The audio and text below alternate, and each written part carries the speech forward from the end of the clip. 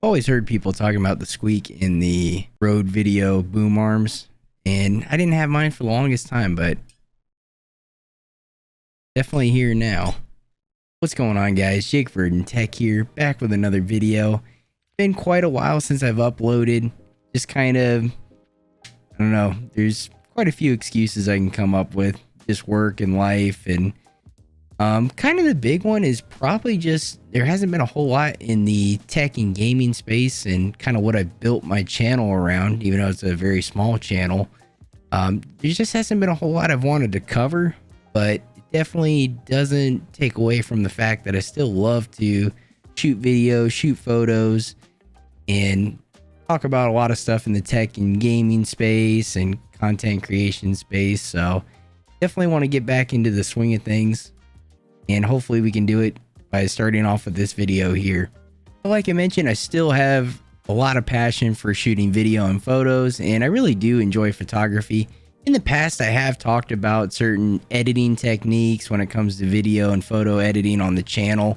I don't do a ton of those videos, but it might be something that I do want to circle back on.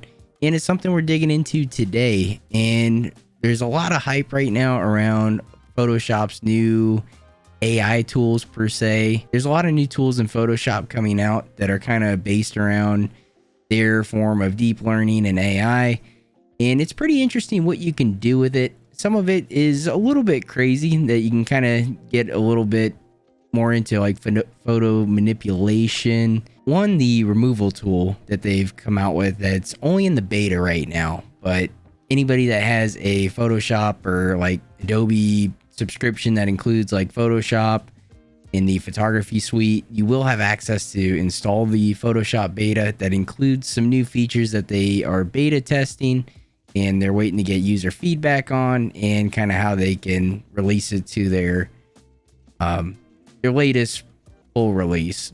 But the AI removal tool is one that we want to check out, and then the other one is the AI generative fill. And essentially what this does is you can just kind of use like a selection tool. Most people use just like the regular rectangular selection tool, and you can select certain areas on a photo and you can have something of your choice get generated. So that's another tool we're going to look into, and that's probably the one that is really popular right now. Alrighty guys, so this is the first photo we're going to mess with. I actually just took this one a couple nights ago.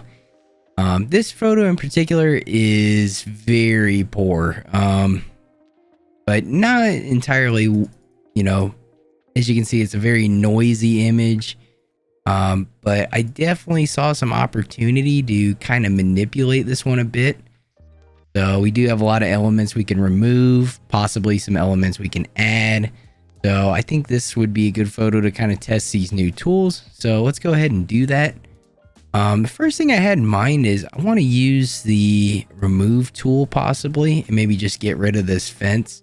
In the past, we've done like the content aware selections where you would highlight out you would select a certain item or object in your image, and you would just do like a content aware fill, and it would do pretty well. There would be a lot of touch up required to really make it blend in.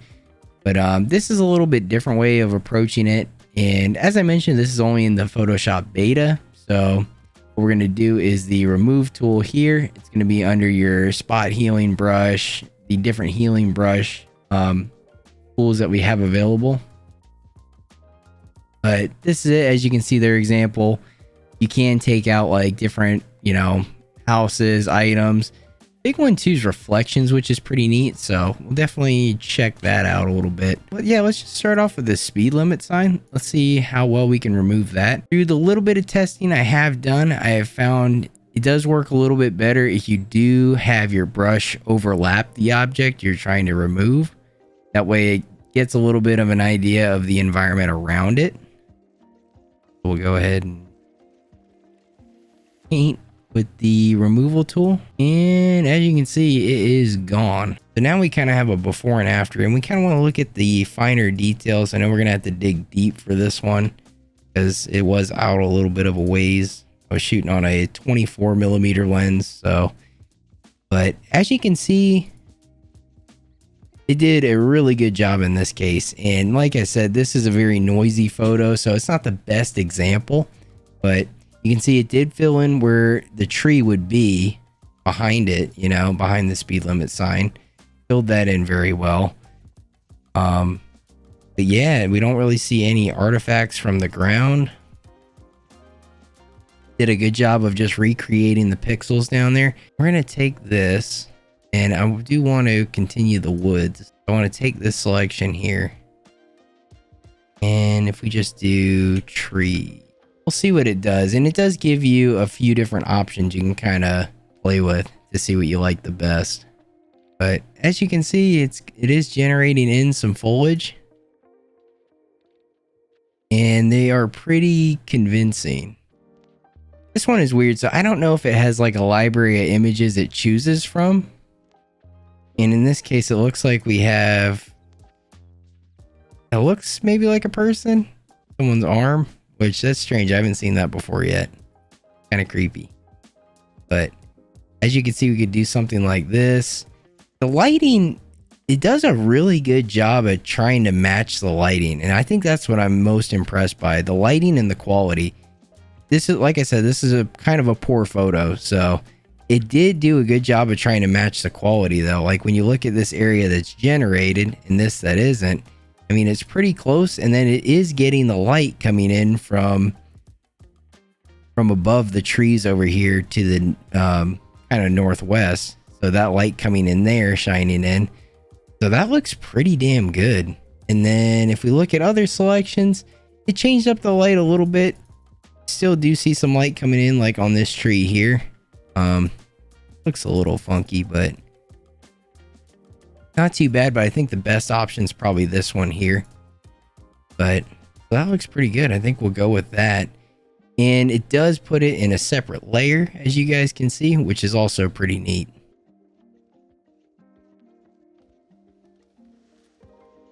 So the next photo I have is just a bird photo, which is actually, it's a really nice setup photo. The quality is pretty good for the circumstances. As you can see, zoomed in, it gets kind of pixelated, but actually, if I didn't tell you this, you might not know, but I took this through a window that had a screen over it. So for the quality being this good with those circumstances, I feel like it's pretty good photo. Decent composition. We were able to get our subject here in the middle. Got some nice leading lines towards it. You can see over here in the right corner, this is reflection of the light coming from within the house that I was shooting. So I think the remove tool might be something that can help us out here quite a bit. In the past, I would probably just use the clone stamp tool, but it gets a little bit tricky as far as being able to kind of make a consistent pattern with clone stamp. You can do it, but it gets a little bit repetitive if you're going over the same areas. You can get pretty large with this one because it is a big area. And I'm just going to paint around here, kind of go over a little bit so I can kind of see that green on the outer side there. And it looks pretty dang good. I do right off the bat see a little bit of a light line here. You can try the remove tool again too. Maybe instead of going across like that, we can go more vertical.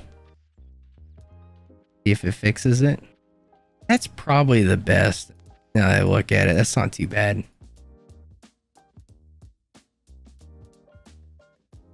Another thing too, if we want to get rid of these floodlights, we can try and do that with the remove tool. This is kind of an ideal thing to remove because there's always, you know, if you're shooting animals or there's always a time where there might be something kind of unattractive that makes its way into the photo on accident. Actually did really nice. And then if we just touch this up, because I didn't get the lower part. And then you can also, if you remove too much, you can use the remove tool to kind of paint in lines over here. So if I want this to come across, it should paint it in like that. But that looks pretty good. I wish the line was a little bit harder, which we might be able to do. So you can just kind of continue to paint this in. And instead of removing it, tries to add a little bit, but this is also too where you can kind of mix and match your tools. So in this case too, we can go back to our clone stamp, and this is kind of a nice straight line we can do it from.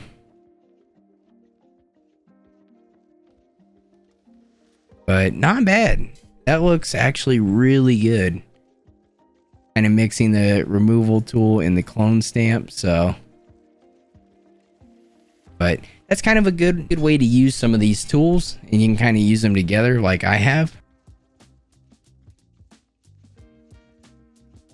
So we have another image of the lake. This one's a little bit more condensed, and we have more of a subject opposed to the center, so we kind of have this dock as our focal point. I was thinking maybe we could do like a mountain over in the side here, so we can try something else with mountains.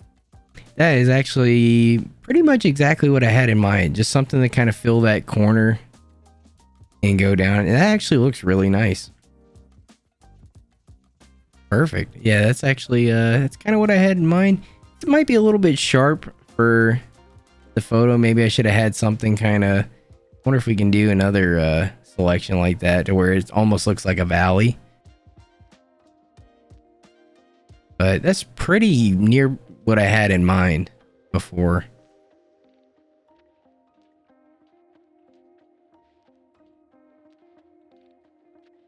Okay, kind of took our existing tree, added some trees. Maybe the color is a little bit off, but we can think that the sun would be coming out of the left side here. And so there would be a shadow casted down on our left generated mountain, and then kind of have it to where the light is hitting the one on the right side. So that actually, that looks kind of realistic in a way. So I might actually keep that there. Wonder another thing we could do. We take the water in a selection. I wonder if we could put a shark fin here. Probably. Okay, that looks more like a whale's tail, but if that wasn't so smooth, that actually looks pretty realistic. Wow. It matched the water so well. That's impressive. I don't know. That was a really good one, actually. Yeah, the way it matched the color of water is, I think, what's kind of getting me. And then too, like where the tail is breaking the water, you can see that, you know, it kind of glassy right there. There's supposed to be, or there's a shadow, and that's kind of how the other parts of the naturally this lake looks. Okay, that's pretty cool too. I don't think I like it as much as that one, so that's pretty neat. I think the only other thing to make this a little bit more convincing is just to kind of maybe take this photo into Lightroom and just kind of maybe tone it down a little bit, maybe add a little bit of grain to kind of help it blend in with the quality of the photo, because it does look, if you look at it, it does look very smooth. So might be able to add some texture and make it blend in a little bit, maybe adjust the lighting a hair, but that's pretty damn cool if you ask me. But yeah, you can get pretty crazy with it, and I'm sure I know I've seen some Instagram shorts and people getting even crazier with it. So, but this is pretty cool, and this is kind of just showcasing the capabilities of the AI generative fill in Photoshop and in the Photoshop beta. I do believe the generative fill is actually in their full release, so you actually can use it in the regular version of Photoshop and not the beta. But the removal tool is still in the beta right now.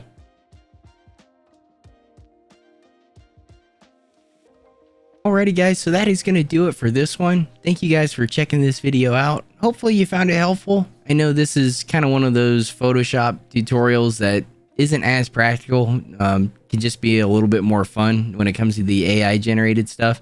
I do think that removal tool is going to be really helpful when it actually comes to real world photography applications and, you know, removing certain items from photos and to kind of clean up the look of a photo if you're not able to actually in the moment of shooting.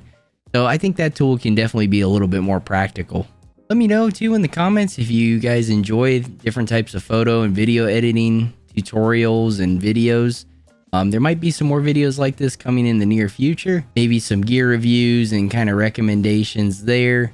I don't really have too much set planned for future videos right now, but I know one thing that is coming up, it might be kind of part of a series, and maybe redoing the desk setup a little bit. I do like the orientation of all of this, so I think it's going to remain the same, but I think I am going to work on maybe building a new desk. So That might be something in the future, and then maybe some other reviews and stuff like that. If you guys enjoyed the video, make sure to drop a like on it. And if you want to see more tech related videos, maybe some editing videos and content creation videos, be sure to subscribe. As always, guys, thank you for watching, and I'll see you in the next video.